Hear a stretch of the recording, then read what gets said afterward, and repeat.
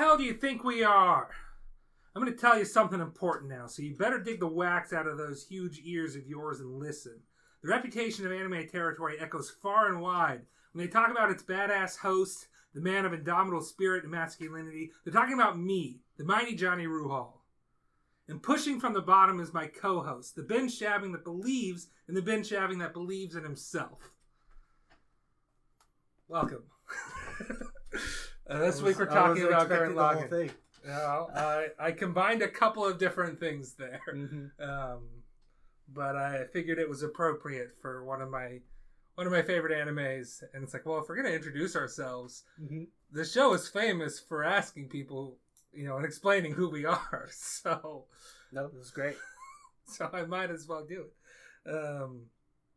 Yeah, this is another installment in our year of bangers, which, due to scheduling things, is a little banger light than we would like it to be. I think we're gonna get a few more in this year, though. So, at least one.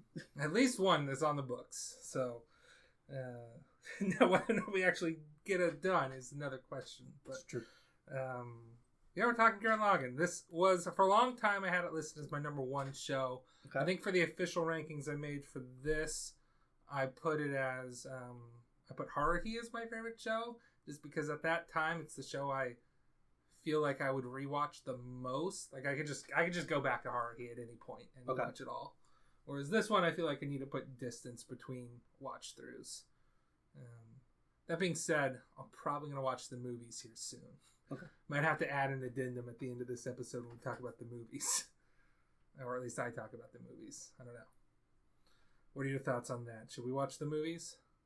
I think at the maybe not the first movie, but the second movie seems to add a bunch of stuff. Because what I read, the first movie is basically just a rehash of the first 15 half or so. Yeah. And the second movie is basically a rehash of the second half, but it adds things too and expands upon things, and other things get cut. Gotcha. I might just let you watch those by yourself. Okay. Well, I might just watch the second movie. I don't know. I'll try to watch them both. I've got them. I spent so much money on those Blu-rays for the whole series. To be fair, I think it helped. Oh yeah. The Crunchyroll's quality on this was dog shit. And we put on the Blu-rays like, this is what it's supposed to be looking like. This is what I remember it looking like, and it didn't look like that in Crunchyroll. So, it wasn't even Crunchyroll's, those DVDs you had too. Yeah, well, the DVDs were, I think, okay. Yeah, I Crunchyroll was about the same or worse to me. So, yeah. But the Blu-rays are so nice. Blu-rays for animes from that time, I think, do go miles. A newer show, you're streaming it on Crunchyroll, you're probably going to get, it'll probably be noticeable, but not near as noticeable as the transition was for this. So yeah. Go see. I bought one of the last sets on Amazon, so good luck everybody else. They are expensive. Like I spent $200 on them, something like that. $208. That's just anime. Yeah, well, you can get. I think I paid $36 for the Steins Gate Blu-ray set. Oh really? Yeah, I think it was something cheap like that. Now I put in the order as soon as it was available on Funimation's website, so it was a pre-order, so I got a pretty good deal on it. I got some good deals on some series, but there's other ones where it's just like, oh yeah, you want the first 5 episodes? Well, that's $40. It's like, no, because I want the whole series. You give me the whole series for $40, I can swing that. I can justify that, cope with that. Yeah. But volume 1 for $40 on DVD, no thank you. Yeah, I think I've only spent that much money on one anime before, the $200 range. Well, that would be Fate Zero, right? Which was not purchased directly for the Year of Bangers, but it was purchased with the thought that we were going to use them and then cover them on the podcast. It was a business expense. Yeah. For this business that we don't make any money on. Yeah, I expensed it to our business, all right. Which is our personal pockets. Yes. There's a lot to talk about, I think, with Gurren Lagann. But let's start with our tried and true. What are your spoiler-free impressions of this show? The show is great. I think it starts a little slow. I think it picks up first half, or like the first season, like once the generals show up. Yes, I think so. Once those guys show up, that season gets really good. And then the second season, I think, is almost perfect. The second season, the first half of it, the first Blu-ray disc, which is like, 17 through 21? Mm-hmm. That part of the show always feels like, I don't want to say like a slog, but that is the most frustrating part of the show because I didn't have an issue with it though. This time around I didn't. I wanted to talk about this, okay. But maybe we'll save it for the spoilers. Yeah. So, I give this a 10 out of 10. This is what I'm combining the two seasons. It's a 9 out of 10. Okay. 9.5. Okay. It's really close, but I think there's maybe 1.5 episodes in the first half of season 1 that is kind of like we could probably cut this, but I think the rest of that first half, I like that first half when it's just it's the most low stakes we're gonna get in Gurren Lagann. The stakes just go up from here. Yeah, but I don't know. I just feel like those high stakes are just what makes it so good. Yeah. Well, it's yes, that is correct. The sheer ridiculousness of Gurren Lagann is what is part of its charm. It's why it's endeared. It's why it's one of my favorites. But also, can we'll go into spoilers here at this point? Yeah, go ahead. It's like it's all you have. You just gotta love your time with Kamina before he's gone. Yeah, that's true. So, I didn't notice it going a little slow. I think the episode where they fight the Beastman with 16 faces probably could have been cut down severely, but you get introduced to Kitan and his sisters in that episode, and you might even Viral was like before that episode and then after that episode, so that one could probably be cut. It's just sort of the okay, we need to be cool about our combining was the lesson of that one, which could have just been tacked on to the episode with Viral when they're fighting him. That one could probably get cut. Is the only thing I would say. And then the what do you call that? The bathhouse one. I didn't really enjoy that episode. Oh, you didn't enjoy that one? Would you have enjoyed it better if it was a recap episode? Probably not. Okay. Which I like. I don't know. A part of me is like, I'm never gonna watch the recap episode again because it's a recap at episode 6. Like it's so. They only tacked it on because they couldn't get the regular episode 6 to be on TV. However, I will give the recap episode this. There was a quote that I really liked from Gurren Lagann. Like when you look up quotes for it, it's one of my favorite ones that I see. And I was watching for it this time around, and I didn't notice it. So I'm like, did I just like miss it because I was looking at my phone or something? What's the deal here? So I looked it up today, what episode it was from. It is from the recap only of episode 6. Oh, really? So, what's the quote? I wrote it all down here. Oh, okay. You know why people have eyes in the front? Because they have to move forward to see the landscape in the distance. If you had eyes in back, all you could see is your hometown getting farther away. You can't move forward like that. If your eyes are in front, what you see in the distance keeps getting closer. That's what lets people move forward. It's a good quote. Yeah, it is a good quote. It was good enough that in high school, you remember one of our high school teachers, there were like people like claimed boxes on the side of her whiteboard. Oh, yeah. I put that quote in the whiteboard and she looked at it and she's like, Johnny, should I watch anime? And I'm like, yes. She was like mad at me because she's like, this makes me want to watch it. And I'm like, well, you should. I don't think she did, but probably not. But it was a quote that I felt like, yes, I can be the cool, edgy, deep high school fancy boy that I want to be. It's like, okay, I'm sure I'm just being edgy, but I really like that quote. and I didn't see it in this watch through, and it's because it's in the recap only. So, I mean,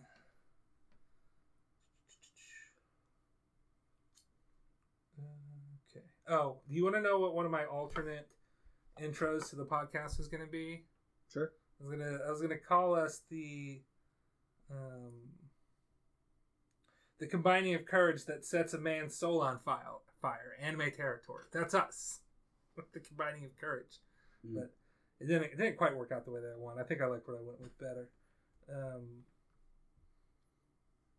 So I don't know. What do you want to talk about first? I don't necessarily want to go episode by episode plotting things out. I don't. You're the host. Okay, well, I just figured we'd talk season 1, then season 2.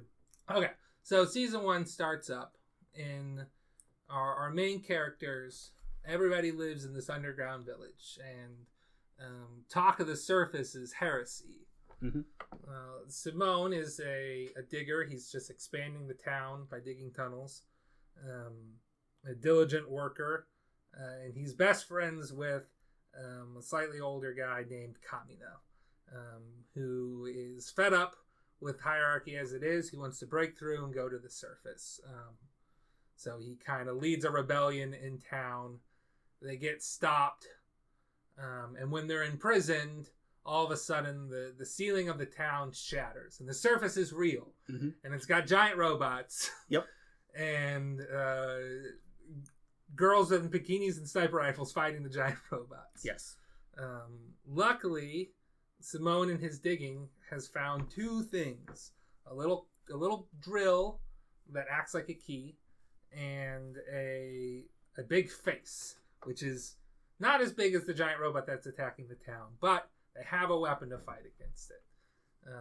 They defeat the robot. They realize, oh, there's a village that was underground next to us. They're now above the surface. They're fighting back against these robots every day. Let's go join with them. We wanted to go to the surface anyway.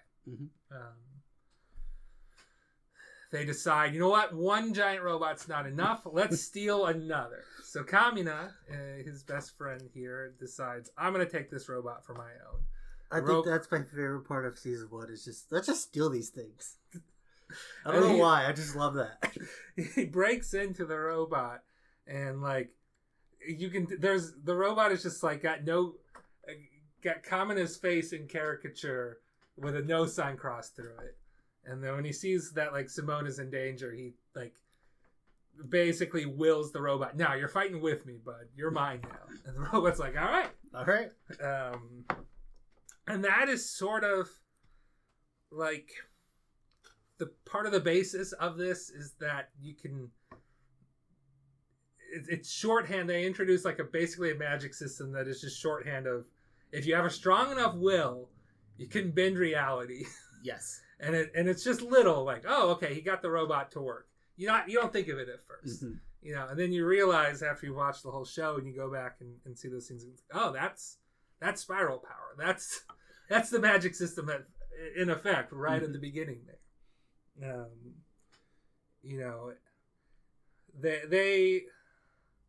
So they steal the giant robot. They fight a guy whose name is Viral. He's important. He'll come back later.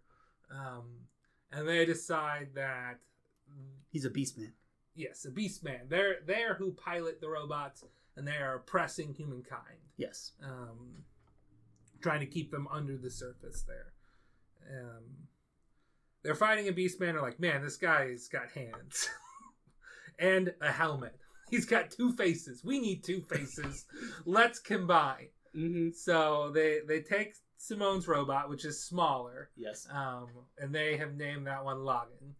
And then they take Kamina's robot, which he is named Gurren, and they just smash them together. And then again, through spiral power, they, and we don't recognize it as spiral power at the beginning. They're just like, oh, it's something with Lagann that it can combine with other robots to to do stuff. And so it combines and it forms Gurren Lagann. They beat the guy, they steal his helmet, and that, we now have the iconic Gurren Lagann figure that we'll have for most of season 1. Mm-hmm. We add wings towards the end of it. But, that's true. But other than that, the design is finalized there.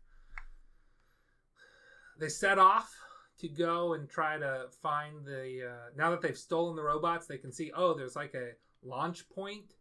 So they set off, and Lagann and Gurren to go find this launch point and try to defeat the beastmen who are oppressing them. Hit them at their base. Mm-hmm. So it's Simone. I keep wanting to say Simon, but it's pronounced Simone. Yes. Simone and Kamina join with Bikini Girl, who I've not named yet. Her name is Yoko. And I'm assuming trans woman named Liran, though they don't necessarily have the right Wikipedia was using the pronoun he, but that's Wikipedia. I don't know. He definitely uses he pronouns, but it's definitely seems like somebody that would, I don't know, would transition. I don't know. I don't claim to understand Liran. I don't claim to understand Dean Craig Pelton. You just got to know that they are themselves. Mm-hmm. And I think for the time, this was a pretty tasteful adaptation. There's a few I'm grossed out by you coming on to me sort of things, but otherwise it's pretty harmless as far as that goes in that character, because he's a great character. There's really no jokes aimed at them. Yeah, the most joke we get is he'll flirt with a guy, and the guy will be like, no thank you. Yeah. And that's about the extent. Mm. I just want to throw that caveat in there that it is of its time, but I think of its time it's pretty phenomenal representation. But it throws in there, what is he? Is he a girl? Is he a man? I don't know, he's Liran. Yeah. So they set off to find this source. They have adventures along the way. Eventually, they find there's this giant ship robot that is just flinging the gunmen. That's how they get launched. Yeah. He just picks them up and throws them as far as he can. They retreat after their initial bout with it. Then they get joined up by others who have been inspired by their cause along the way. Kitan being a big one, they met him on the adventures. Mm-hmm. And then a bunch of other people who have names. I got them written down. Okay, it's Kid and Makin and is it? There's Jorgen and Balenbo. Yeah, Jorgen and Balenbo. There's Dayaka. Dayaka was part of the Yoko's village. That's true. But he joins back up. He didn't go on the expedition. There's Zorthy, but I think Zorthy joins a little bit later than No, Zorthy joins up now. Oh, okay. Yeah. Because they get joined by other people again when they're assaulting the capital, but that wasn't Zorthy. Zorthy joins up now. Lite's here. Late. That's how I would pronounce it. Okay. And then Attenborough. Good old Attenborough. I got a question for you. Going off topic. Do you think Nia knows who Attenborough is? Do you think they've had a conversation? It's that's the mime guy. That's the clown looking guy. Yes. I don't think they ever showed it, but Nia seems like the person who would know everybody on the ship and introduce themselves. Okay. I'm just thinking those are two characters that's I wouldn't be surprised if Nia's who are you? Maybe. You've been here the whole time? Weird. No, it's Attenborough. Yeah. Everybody knows Attenborough. Yeah, Attenborough is great. I think he's my favorite crewman. Crewman in meaning that he doesn't go out on the gunmen, the Correct. robots. Okay. Do you have a favorite character? Let's take a side dive. Do you have a favorite character? It's probably Simone. Yeah, it's hard not for it to be Simone. Mm-hmm. If we had to take him out, let's take out Simone, Yoko, Kamina, and Kitan. Let's take those ones out. Do you have a favorite character? That is a good question. I take Nia out too. Take Nia out. So you took all the main characters out. Yeah. Kitan is a borderline main character. Is it crazy to say Lord Genome? No, Lord Genome's pretty base. Yeah. I think it's Lord Genome. It's a good answer. I can tell you that friend of the show Brock's favorite characters are Jorgen and Balenbo. Oh, yeah, duh. They're so him-coded. I'm kind of surprised it's not Makin. Makin is... He's the short, bald guy. Yeah, Makin. Yes, Makin. Okay. My brain froze for a second. I like Makin. He's cool. He's got a Brock vibe to him. He's got a Krillin vibe to him. Yeah, which is Brock. And like in more ways than one, in that he's sort of a short, bald king. Yeah. But also that he you get one of the hot ones. Okay. Yeah, he got the hot blonde. Yeah. It's like, way to go. Then if I had to pick one, I've been saying other people's favorites. If I had to pick one, I think Daika has a really great moment in the very last episode when he says, "My wife is the greatest in the universe swing." Is his attack name?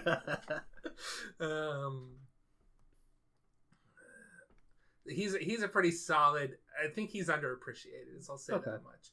Admiral might be my favorite. I love when that guy slams the buttons before they're ready to be slammed. The thing is, a lot of the secondary characters don't get a whole lot of screen time. No, they'll get their couple moments. They get their bits and a few moments. So it's kind of hard to distinguish like which one you think the best. Zorthy, it's just Kid, and Iraq. Yeah. They're all sort of like nothing. They're just like... I only know Zorthy because he has the cigarette. Like, okay, I know who that is. The other two, I didn't know who they were.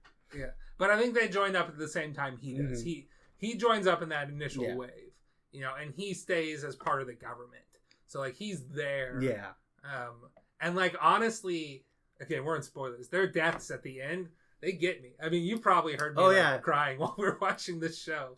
I didn't get emotional with them. It was like Catan. Catan, you get... Well, yeah, Catan get emotional. I got emotional with Jorgen and Balenbo. Yeah, that's true. They went out as they lived, which is badass and laughing. Yeah. No, I got really emotional towards the end. Yeah, I mean, this just show not quite there. Not at the point you did. Yeah.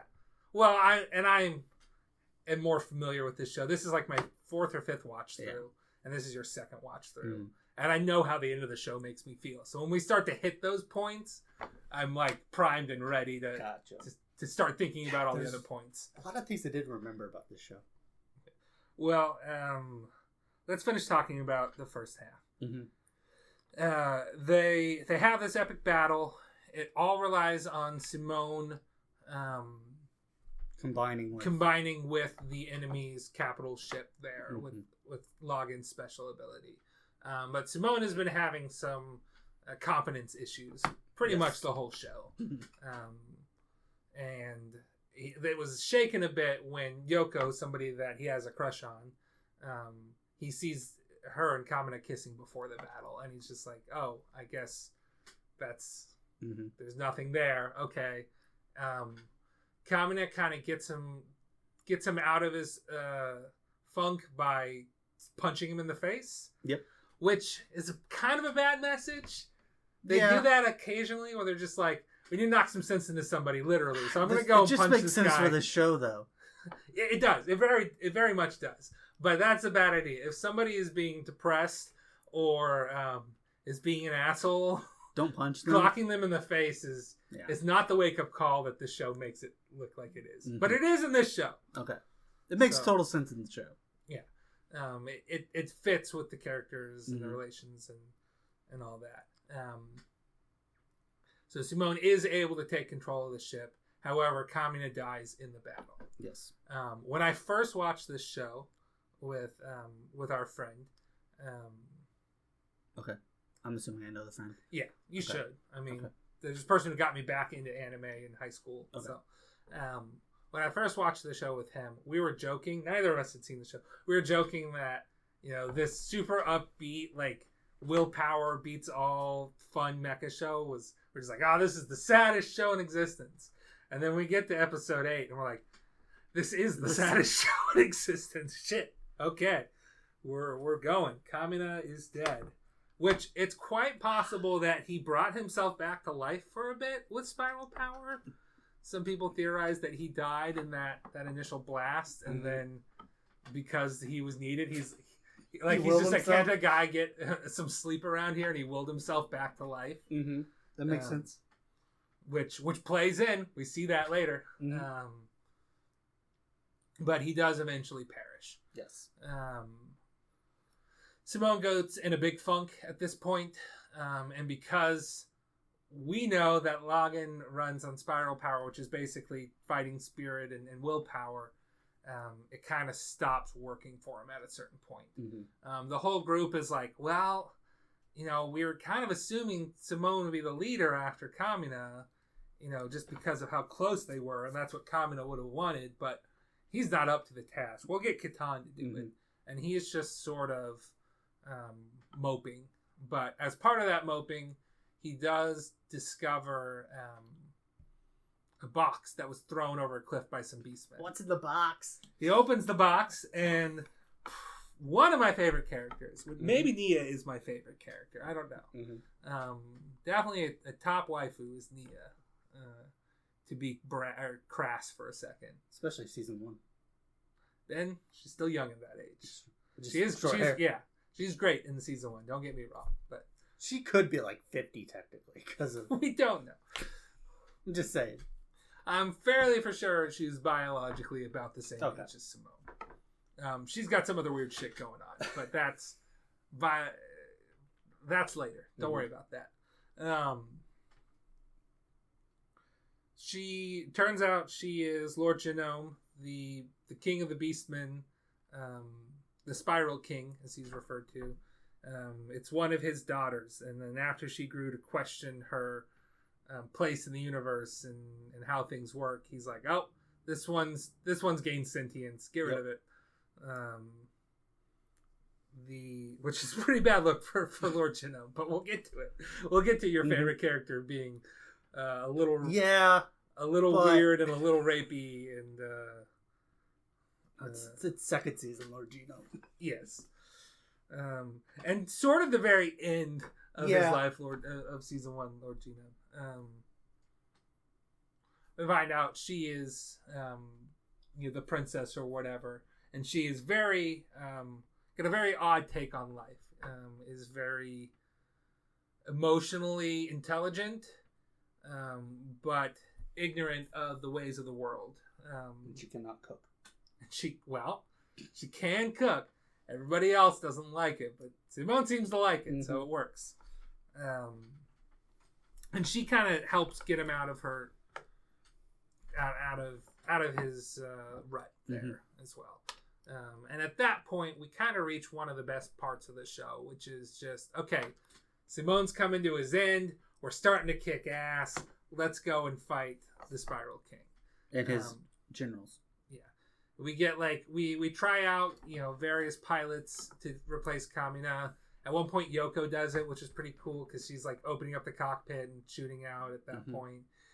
They're fighting flying enemies, and he's just using drills like Spider-Man webs to swing about until he finally skewers an enemy gunman and uses it as wings to incorporate into the Gurren Lagann. And now we reach our final Gurren Lagann thing. But they just, when they captured that one ship, that was one of the 4 generals. Yes. And we're fighting the 4 generals here. So we've got the water one. The fire one is sort of what we were dealing with the first one, because he was... Timulf? Yeah. Timulf? Timulf, maybe? Mm-hmm. Just because they were fighting him around a volcano landscape. Yeah. The other one is very clearly water-based. Adine. And then there is the flying one. Saitomander. Yeah, Saitomander. And then there is the Armadillomon one, which, by default would then make him the Earth one. Not that they really, specify that it's the 4 elements, but it's sort of there. Mm-hmm. There's also another, theme they have that I didn't notice. Oh, yeah? Mm-hmm. They're all of their names derive from, different strands of DNA. Oh, okay. So there's thymine, adenine, cytosine, and guanine. Oh, okay. Yeah. So that's cool. And then DNA plays a part. Yeah, and it's Lord Genome, so. Yes. So, okay, yeah. That all plays into it here. Eventually, they reach the capital. They get joined by other forces again. Simone goes toe to toe with Lord Genome. He's basically got a Gurren Lagann like unit as well called Lazingan. And then it basically comes down to fisticuffs between them. Like Lord Genome is fighting Lagann, fist to robot fist. But eventually Simone uses his core drill and punctures a giant hole in Lord Genome's chest. And that sort of like that fight like actually got him out of his 1,000-year-old like I've been sitting here rotting doing nothing stump. So we start to see the Lord Genome that we actually like, which is something we learn. He gives a cryptic you get his warning. motivations or his motivations, which doesn't make him as bad. He gives a cryptic warning before his death, which is a trope I like, which is like, you fucked up. Yeah. You don't know. When a million apes are on the surface, disaster will strike. So, that's a trope I like. They do that in Mistborn, the end of the first book. They take down the big bad, and it's like, oh no, you don't know what you've done. Oh yeah. The big bad was a big bad for a reason. There's something else that he's been keeping back. Oh well. That happens in season 2 though, as well. It's just like, yeah, cool. Kind of. They're a little bit more straightforward on that. Or it's just like, if you do this, you could destroy the universe. Oh, they're just like, who cares? We'll figure it out. We'll figure it out. We're humans. We figured it out so far. Yeah. Anyway, we then get a recap episode, which you sort of watched and I did not. To be fair, for a recap episode, it's pretty good. Yeah, they're kind of like playing with the form of it too. Like there's live action sequences of them like making the anime and stuff. So it's playing the hits. Yeah. So which is good. You love the hits. And it's like Roro Fight the Power is playing all throughout. So it's just like, hell yeah. So is that the first instance we get of Roro Fight the Power? Because we haven't talked about the music yet. I think it's a little earlier. I think it shows up last episode. I could be wrong though. Because I have a note here that I wrote down as soon as you said it, which is, I just want to hear that drop one more time. Oh, yeah. When we're in the DVD menus, or maybe in the Blu-ray menus. One of the menus. And we're like, it's playing some badass music on the menu screen, and then we go to like the settings menu, and then it just does a drop. And we just, for whatever reason, we kept going back and forth within the settings menu. Because like, wait a minute, no, we need to set it to this. And then we went back. And then you did it one more time. It's like, I just want to hear that drop one more time. There are, I would say, 4 prevalent songs. If we're not counting the outros and the intros, or the intro, there's probably 4 prevalent songs in the show. There is Gurren Lagann's theme that plays whenever, Is that the da-da-da-da? I mean, I do not have my phone. I cannot pull it up. That's the one where it's like, you got some love coming out here into the eye of the storm. You don't know that one? Mm-mm. Anyway, there's the Gurren Lagann theme. Okay. There's Viral's theme. Okay. There is Roro Fight the Power. Mm-hmm. And then there is like basically a reprise of Roro Fight the Power, which is Libera Me from Hell, which is the song plus opera music. Oh yeah, the song slaps. Yeah. All those songs slap. We're going to take a pause here, and we're going to listen to those songs and come back. Okay. I'm not going to put them in the show because I don't want to get copyright struck. Like we did with the intros for... Did we do that for Kaguya? Yeah, Love is War. So We'll be right back. Yep. Okay, we're back from our musical interlude there. I hope you all went and listened to the songs as well at that point. We listened to Nikopol, and then there's To Hell With Your Kambi, is the only name I could find for it. And then we listened to Libera Me from Hell. So that was your homework. There will be a pop quiz. Ben, first question on the pop quiz. Which of these songs slaps? Trick question, all of them? Yeah, you can answer all of them. Okay. It's a select all that apply. Nikopol and Deliver Me From Hell are the two better ones. Yes, I am in agreement. Mm-hmm. I like To Hell With Your Combi, which I think is short for combining or whatever. But it takes a little bit to build up. It just kind of... The first part, or once it like starts with the lyrics, it's pretty good, but then it just kind of like stays that way. And it's meant to fade out and just kind of be playing in the background while they're actually talking and fighting and stuff. So, it's just meant to get you that one hit there. But Nikopol and Liberate Me From Hell are definitely the two standouts of this. So, question 2, which ones of these songs are bangers? Bangers? Yeah. Just Nikopol? Well, I would argue Liberate Me From Hell is a banger. Okay. There's slaps, there's bangers, there's another one that we use sometimes. I think, yeah. I can't remember the third term we use for good music. Liberate Me From Hell, is it a perfect song? Last question. Maybe. I'd have to listen to it again. I think it has its place. I think it has problems, but I think the highs shatter those problems and deny the impossible. Pierces the heavens. Yeah, I think it takes a place above a perfect song. It shatters the idea of perfection. I guess the only thing I was thinking with listening to that song was, why don't we put this on our soccer playlist? Because they didn't invite us when they made the soccer playlist, because we weren't popular people. That's true. They were all friends outside of soccer. And they weren't mean to us. They just did not think to even consider inviting us. Which I was a lot miffed about, but whatever. And I didn't care. But yeah, Liberate Me From Hell is definitely... And I don't even know if I knew that song when it was time to make the soccer playlist, too. That's true. Because I probably didn't watch this show until... I definitely didn't. Yeah, I know you did. I don't think I watched this show until later on senior year of high school. So, because again, the friend we mentioned before, I just don't like saying names on podcasts if they haven't been on the podcast.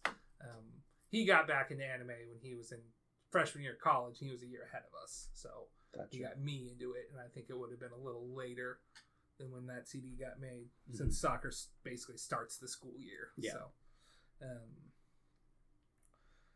but yeah, that's the music kicks ass in the show. That's what that break was for.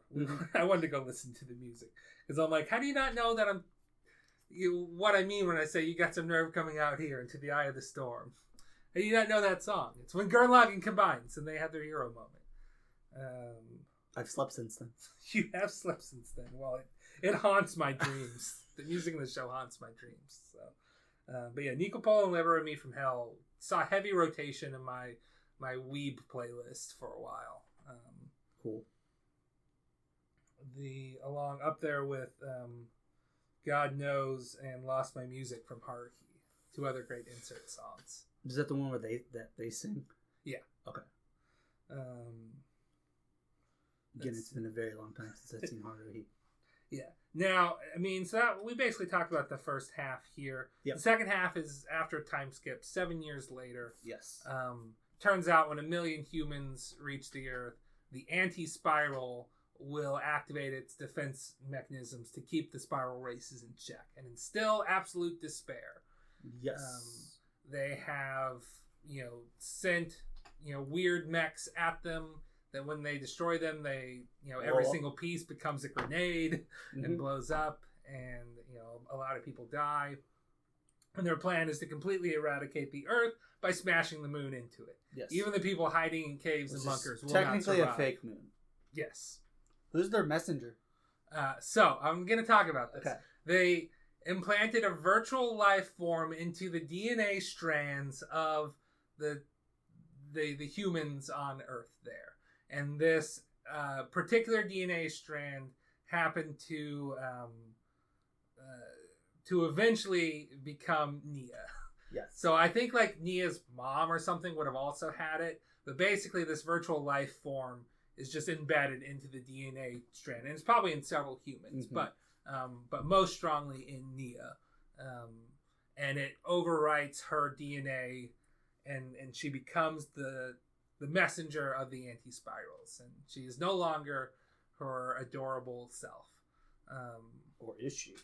Or is she? At this point, they've had a government for 7 years. Simone is technically like the leader, the supreme commander of the government. Roshu is his secretary that basically does all the extra work.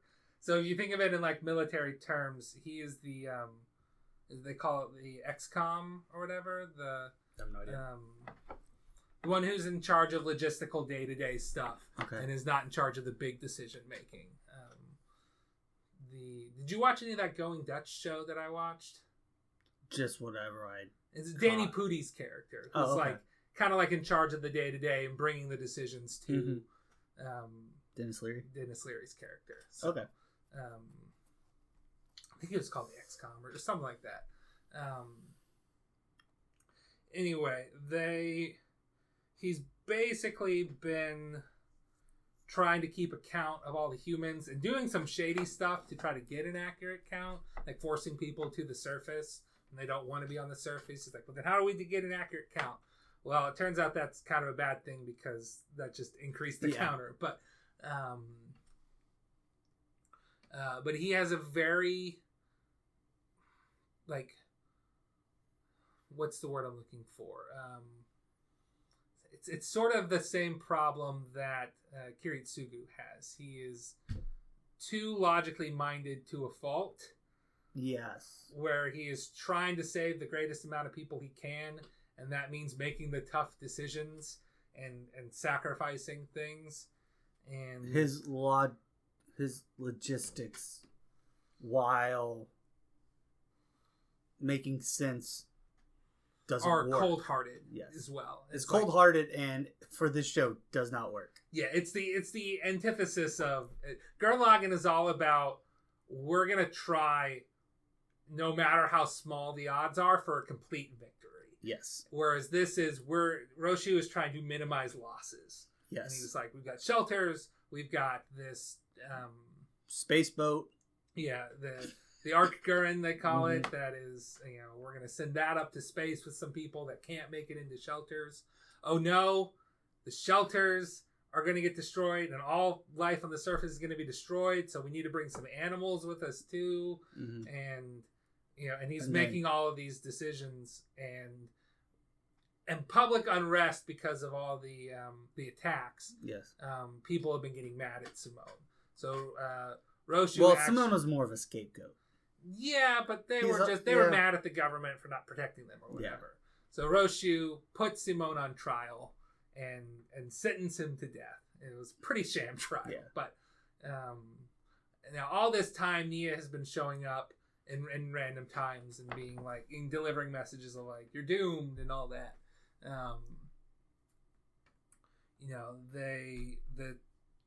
The countdown to the moon exploding accelerates. They basically, try to go up into space here. Turns out that was also a trap. They were waiting for them. There's lots more mechs out in space to shoot them down. Yoko, who's been gone for a while, has come back doing her own thing in the time skip.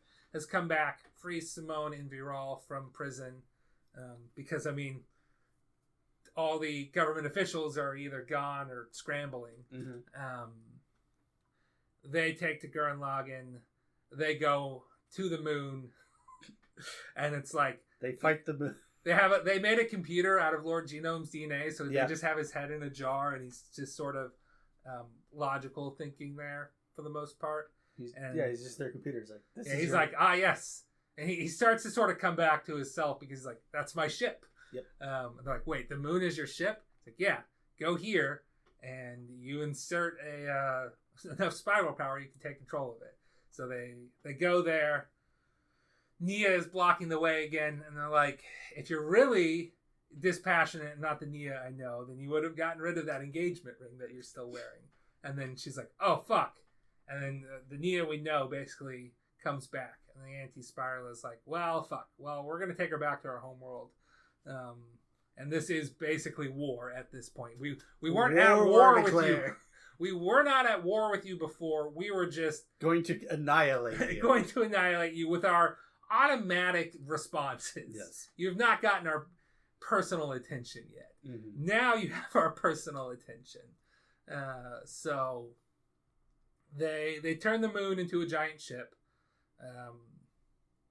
They pull the real moon back from where they had it hiding in between dimensions. Yep. So which I like that they do that. So just like, don't worry about the tides. We got a real moon again. Yeah. Don't worry about it.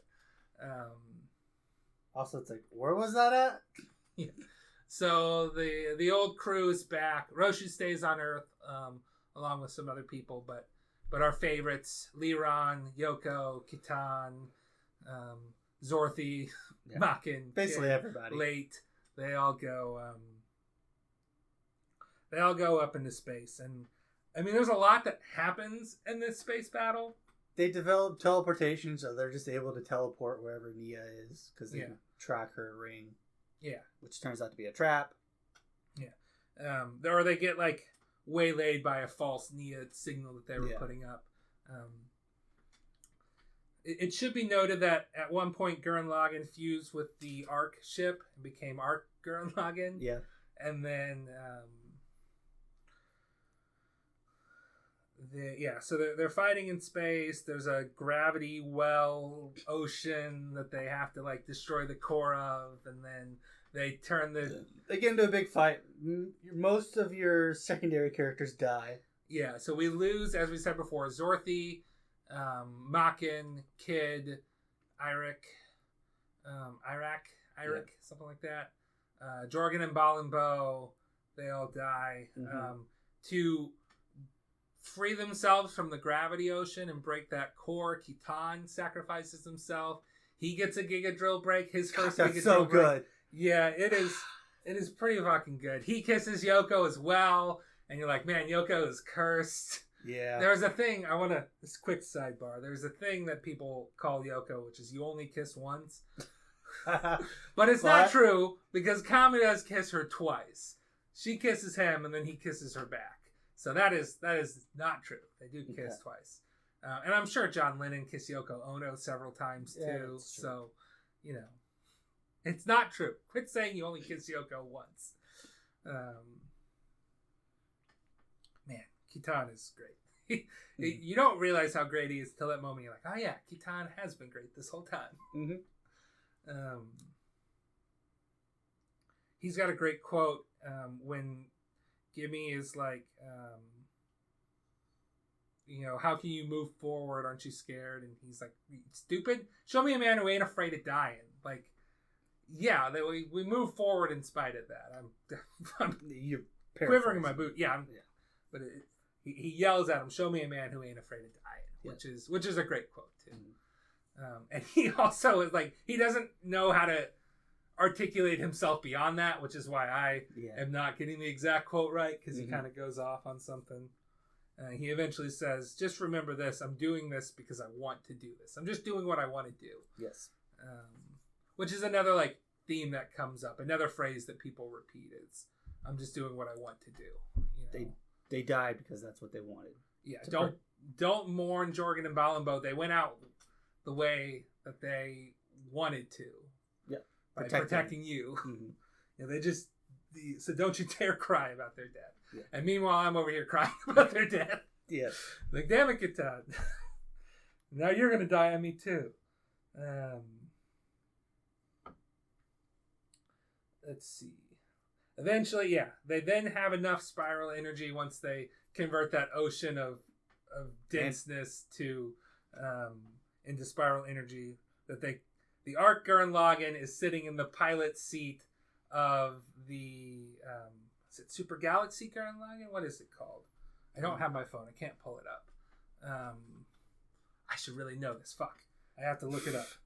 I'll go on my computer here. So that's when they turn? Yeah, after they defeat the ocean there, because all that like ocean converts back into spiral energy. So so it just absorbs so much energy. Yeah, they're like, oh shit, well hey, we have enough now, because they've been trying to like build it up. It's like it's gonna take. So that's when they stand on the galaxy. Yes. Let's see here. Come on, just give me the forms of Gurren Lagann. Why? That would be the Tengen Toppa, right? No, Tengen Toppa is different. Oh. Tengen Toppa is after they escape the labyrinth. Oh, okay. Gurren Lagann forms, please. I think it's Super Galaxy. All the different forms of Gurren Lagann. Super Galaxy Gurren Lagann, which is that what I said earlier? I think so. Okay, Super Galaxy Gurren Lagann. They've got a great quote for that too, about how it's made from the losses that have come before us, and I almost did that one for describing our podcast at the beginning too. Okay. But again, I think I went with the right choice there. And this one, it's just ridiculous because it's a mech being piloted by a mech being piloted by a mech with two pilots that form that one mech. Yeah. with two separate mechs. So, and it gets a little silly. So, mech Russian doll. Yeah. The anti-spiral is then like, all right, fine, last trap here. Yep. You're gonna go into the multi-dimensional labyrinth, which is like, I think it expands. Oh, we forgot about talk about the time where they like destroy all those ships by like just flying into every instance of time and space or something. So at this point, using spiral energy, they have infinite ammo and they can target every Planck instance in a set time range at every point in time and space. Yes. That's how powerful they are. There's all these like sci-fi shit that they're doing with the missiles and all that. And then there's also big drill go brrr. It's also kind of insignificant. It's just something they're just doing. Yeah, which is just like they develop warp technology because they're just like, yeah, if you have enough spiral power and you know who you want to go to, you can just go to them. You can just go there. And that's how they're firing the missiles too. Yeah. But they're also doing that through different time coefficients. There's a great bit where the Lord Genome computer will say something really complicated and everybody else will be like, and then they look at Leron and Leron's like, basically, love makes the world go round. And like, oh, okay. Then he says something again. And Leron's like, I don't know, you lost me there. So they look at Roshu and he's like, I think it's this. And like, that still doesn't help.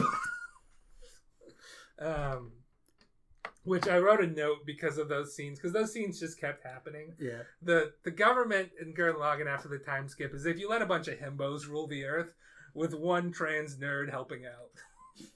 I mean, Roshu's pretty competent. Yeah, but the rest of the council is just and they're not like, you wouldn't think of Simone and as your typical himbo, but when you start to think of it, he fits. Yeah, I think we should let himbos rule the earth. I mean, they've got to be better than the. I mean, if Launchpad was president, there would be a couple more accidents, but I think people would like us better. Yeah. I think he'd be a better president than our current president.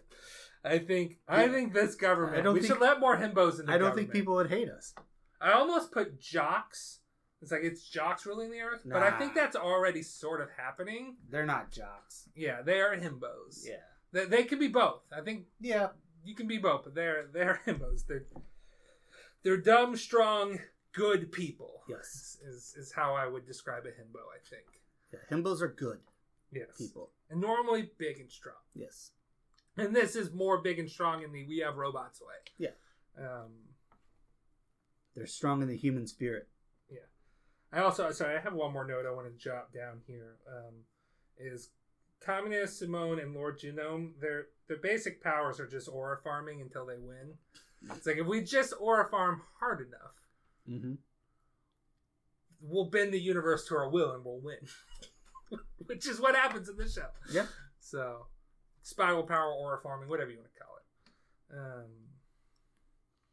I mean, that's what the show is. I don't know what to tell you.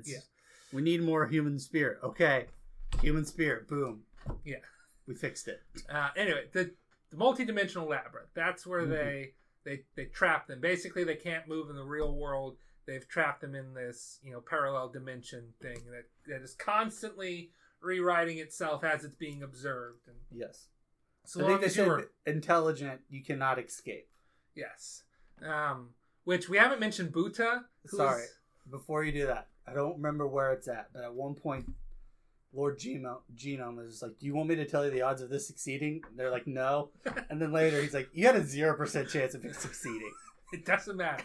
At one point they're like, or I think it's Nia says, the odds of you finding me, when they take me to their homeworld are so infinitesimally small. And Simone goes, but it's not 0, which means it's gonna happen. So that's good enough. Saying there's a chance. Not only are you saying there's a chance, but so long as there is a chance, I will find it. Mm-hmm.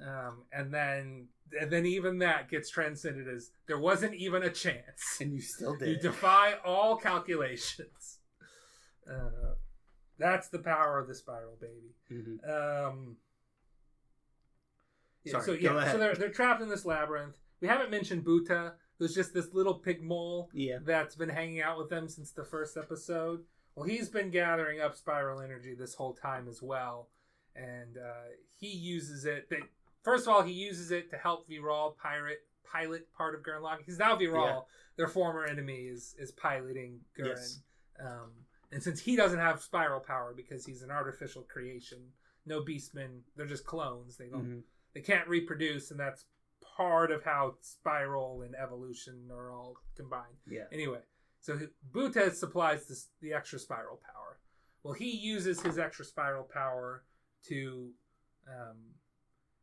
trigger self-evolution. So he becomes like a humanoid. Yes. When everybody else is trapped. And the anti-spiral's like, that was impressive, but you fucked up. Because now you're a thinking creature. And now you're trapped in the labyrinth too. Does he go back to being a regular pig mole after that? I think so. Yeah.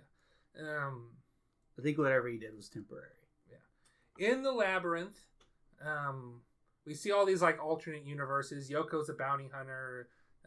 Kamina's still alive. Him and Simone are stealing from Beastmen, and they're not going up to the surface. And Kamina is kind of a not Kamina in that. He's kind of a shallow asshole. Mm-hmm. But eventually, I guess, actual Kamina's like ghost shows up in the multi-dimensional labyrinth, and it's like, Simone, what are you doing? Look at that guy. I don't know. It could be like a... Is that the brother that you remember? Is that who you want me to be? It could have been like a psychosis thing, too, where it could Simone was manifesting him. Mm. But it's still awesome. Yeah. It could be... I think it's more of an actual Force ghost. Okay. Because apparently... In the movie, Kitan also shows up similarly in the multidimensional labyrinth. One of the things that's different. Mm-hmm. So Simona's like, all right. He's like, which brother do you want to remember? Is basically it's like, do you want? There's only one of me, so pick the me that actually existed or this me that is still alive and here. And he's like, you know what? I got to go back to being. And he's also like Kid Simone at this point too. He's like, nope, you're right. We got to move forward. And so he goes back to Big Simone. From my understanding of what Death Battle told me when he was on Death Battle, it was apparently elaborated on in either the manga or something. Is Simone just absorbs the entire multi-dimensional labyrinth and becomes like a 12th or 13th dimensional being at that point. Okay. Because the multi-dimensional labyrinth is an 11-dimensional thing, and he absorbs all of that as part of him. And then they bust out, and now they're Tengen Toppa Gurren Lagann, which is just they're in a universe, a side universe made entirely of pure thought. So it's just a mecha made from their thoughts and their combined things. Mm-hmm. And everybody joins him outside of the labyrinth. They see him shooting past. And they all join him, and they make up the giant mech. So good. The anti-spiral is it's so crazy, but it's so good.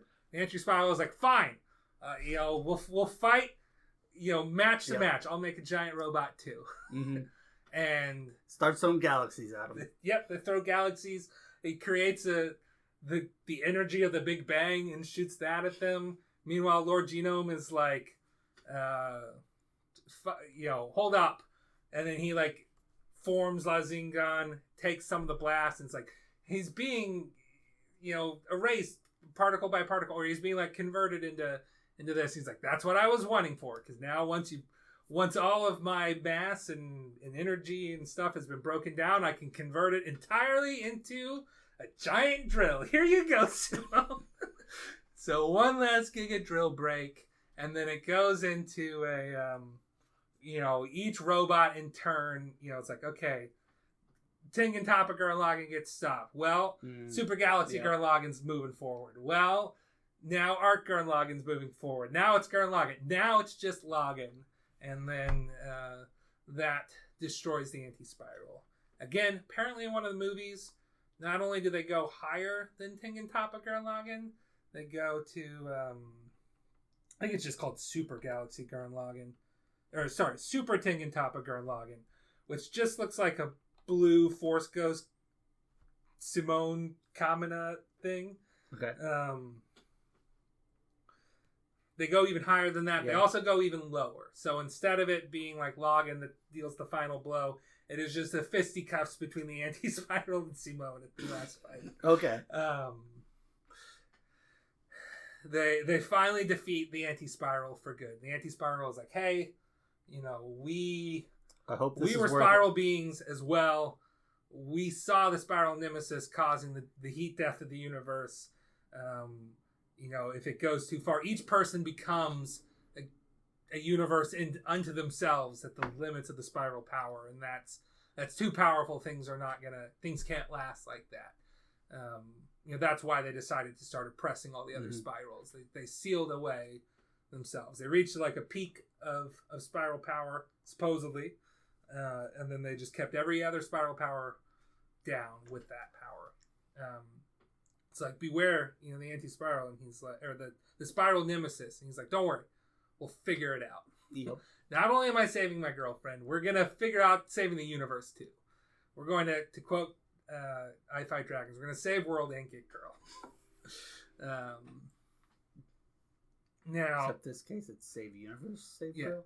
Save universe, sort of save girl. Mm-hmm.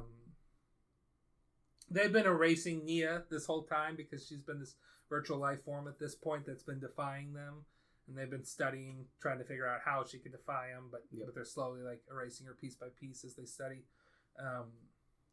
But she holds on for long enough. She's able to join them at the end in Tengen Toppa Gurren Lagann.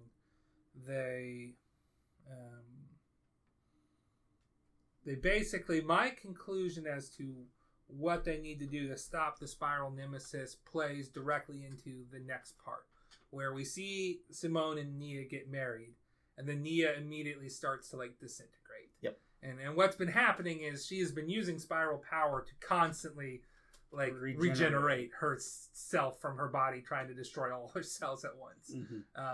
So that's another like power of spiral power, is just that holding on to life. Kamina, we theorize, came back to life that day that he died for one final part. And my theory of the spiral nemesis is that we can't stop death. As soon as we stop death, then we're going to get too crowded. We're not leaving room for the people that come after us. So, Simone leaves to just kind of wander the earth, and he puts the core drill into Gimmy's hands, and he, basically entrusts Roshu with leading the earth, and figuring out, making contact with all our spiral cousins. And he basically says, I'm not the man to walk into the tunnels I made. I've made my path, and others will follow me behind and expand upon that path. And so long as, we don't clutter everything up, so long as we are leaving stuff for those in the future, we won't ever reach the spiral nemesis. But, if he were to bring Nia back to life, or bring everybody they brought back to life, like, Gimme asked, well, why can't you just do that? He's like, no, that's, that I'm not God. I'm not doing that. And I think that is what would cause the spiral nemesis. And I think that's part of the show is that we strive and we strive and we strive, and then we die. But that striving has hopefully made the person who comes after us easier. But they strive and they strive and they strive and they die. I wrote down a quote. We evolved beyond the person we were a minute before. Little by little, we advance a bit further with each turn. That's how a drill works. So drill's a big part of the show. Which I don't know if we really mentioned. It's like, yeah, almost every weapon they have is a drill. Yeah. It's Simone's, signature weapon there. But, that's, I think the theme of the show is we get better and better. And I think you can apply this to real life, to less extremes. You hopefully become a better and a better person as you accumulate experience and grow in maturity. That doesn't happen for everybody. Because there's a lot of terrible, terrible people out there. But hopefully the good people, most of us, are trying to become better and better as we grow up and mature. Like you said, don't believe in the... What is it? So there's two quotes. There is... The first one is when Simone is not believing in himself. Kamina says, well, don't believe in yourself. Believe in me, who believes in you. Mm-hmm. Since you believe in me and I believe in you, then therefore you should go ahead and believe in yourself. It's basically what he's getting to. If you can't trust yourself, well, I trust you and you can trust me. So, trust my judgment on this. And then it turns into don't believe in me, believe in the you that believes in yourself. So, trying to put it back on don't rely on me to feel confident, just believe in the you that can believe in yourself. If you don't think you can believe in yourself, well, believe in a you that can believe in yourself. Yeah. I'm sorry. I really love this show. It's great. I think we talked about just about everything I wanted to talk about. Did you have any notes you wanted to get to on this show? I don't think so. Okay. Well, you can follow us on X/Twitter if you'd like. I hardly check it, but I will eventually check it. We are at anime_territory. You can find us on YouTube and most podcast platforms as Anime Territory. I've got stickers. You send me a message somewhere and I eventually see it, I'll send you a sticker if you want it. Do you want to do a merch corner? Should we get t-shirts and or hats made? Maybe. We can talk about that. Is it Anime Territory hats? Yeah. Oh, okay. Maybe. I don't know. Or you think we should get a Ham City Hogs hat made? I was thinking Ham City Hogs. But... I think a Ham City Hogs hat would be good, but that doesn't promote our podcast. That does not. If we were to make a t-shirt, would it just say Anime Territory? Do you think we should put the picture of the cityscape on it? I would put the picture on it. I don't know. I feel like that's... I don't know. I like a simple t-shirt is I guess what I'm getting at. Which that's not too complicated. But yeah. I don't know. But we can talk about it. Well, I'm talking about it now. Should we do it? We're not going to sell it. This would just be for us. And maybe like Alex. Or I don't care. All right. Well, you're now leaving the Anime Territory. Goodbye.